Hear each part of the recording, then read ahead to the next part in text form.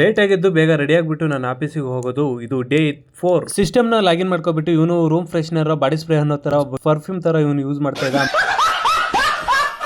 ಆಮೇಲೆ ನನಗೆ ಹೊಟ್ಟೆ ಹಸಿತಾಯ್ತು, ಊಟ ಮಾಡಿದ್ಮೇಲೆ ಮತ್ತೆ ಟೀ ಕುಡ್ದಿದ್ಮೇಲೆ ಒಬ್ಬ ಲವರ್ ಬಾಯ್ ಇದ್ದ ನಮ್ಮ ಆಫೀಸಲ್ಲಿ. ಎಲ್ಲರ ಜೊತೆಗೆ ಇರ್ತಿದ್ದ ಹುಡುಗ ಒಬ್ಬೊಬ್ನ ಸೈಡ್ ಅಲ್ಲಿ ಇರೋದು ಯಾಕೆ?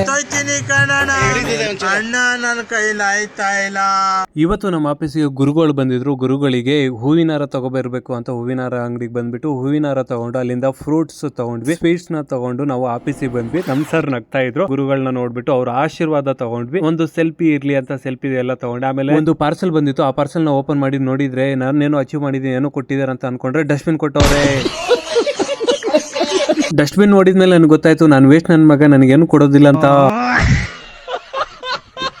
ನಾಚಿಕೆ ಮಾನ ಮರ್ಯಾದೆ ಇಲ್ಲದೆ ನಾನು 3 ಬಿಟ್ಟಿರೋ ತರ ನನ್ನ ಪಡೆ ನಾನು ಸುಮ್ಮನೆ ತಿಂತಾ ಇದ್ದೆ. ನಮ್ಮ ಸರ್ ಮುಖಕ್ಕೆ ಹೋಗಿದ್ರು ಕೂಡ ಹಿಂಗ್ ಒರೆಸ್ಕೊಂಡು ಮುಂದೆ ಹೋಯ್ತಾ ಇರ್ತೀನಿ ಅಷ್ಟೇ.